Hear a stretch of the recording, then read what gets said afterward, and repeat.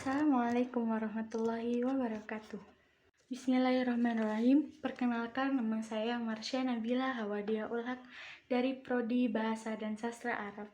Akan membawakan sebuah orasi tentang mewujudkan generasi Islam moderat dan peduli bangsa menuju Indonesia yang tangguh.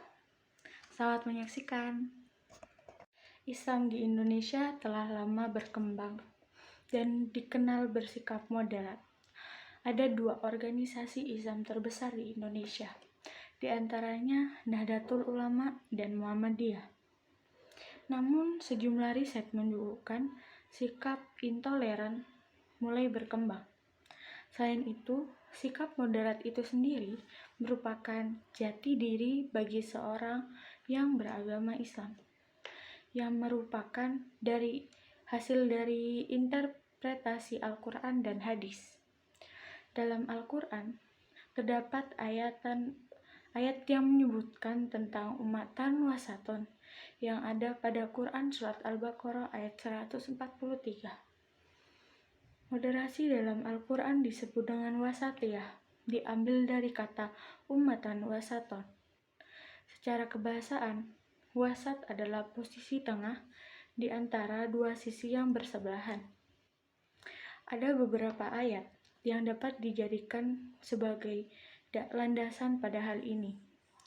Terdapat pada Quran Surat Al-Hujurat ayat 13 yang artinya, "Wahai manusia, sungguh kami telah menciptakan kamu dari seorang laki-laki dan perempuan. Kemudian kami jadikan kamu berbangsa-bangsa dan bersuku-suku, agar kamu saling mengenal. Sesungguhnya, orang yang paling mulia di antara kamu di sisi Allah ialah orang yang bertakwa." Ada juga pada Quran Surat Al-Ma'idah ayat 48 yang artinya, "Untuk setiap umat di antara kamu, kami berikan aturan dan jalan yang terang. Kalau Allah menghendaki, niscaya kamu dijadikannya satu umat saja. Tetapi Allah hendak menguji kamu terhadap karunia yang telah diberikannya kepadamu. Maka berlomba-lombalah dalam berbuat kebaikan." Pada zaman ini, di era keterbukaan, melahirkan beberapa sikap keagamaan. Di antaranya, yang pertama ada sikap ekstrim yang cenderung mengedepankan sikap keras, kaku, dan fanatisme yang berlebihan.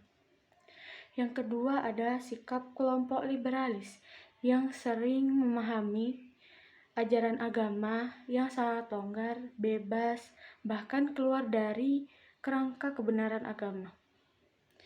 Yang ketiga ada sikap moderat, yaitu wasatiyah, sikap pertengahan dan membentuk sikap sadar untuk mewujudkan kedamaian dunia tanpa kekerasan atas nama golongan, ras, ideologi, bahkan agama. Yang keempat ada sikap awam, yaitu mereka yang jauh dari pendidikan agama, antipati, dan tidak peduli terhadap agama. Sikap moderat melahirkan rahmatan lil alamin, umat pertengahan, atau disebut juga umatan wasaton, berarti posisi menengah di antara dua posisi yang berlawanan. Misalnya, keberanian adalah pertengahan antara sifat ceroboh dan takut. Kedermawan adalah posisi menengah di antara boros dan kikir. Sebagai solusi supaya tetap menjadi pemuda yang moderat, seorang menyebutkan bahwa kita bisa mengikuti jejak dan langkah Rasulullah SAW dalam menghadapi kondisi jahiliyah dengan pola tahapan turunnya ayat sebagai etapa pembentukan umat, yaitu dimulai dengan pembinaan surat Al-Alaq. Di dalam surat Al-Alaq membina sikap akidah dan syariah berdasarkan ilmu. Terdapat juga pada pembinaan surat Al-Muzammil, yaitu tentang kekuatan sholat malam, energi spiritual pembinaan surat Al-Mudaththir juga ada ilmu tentang perubahan diri dan sikap dakwah.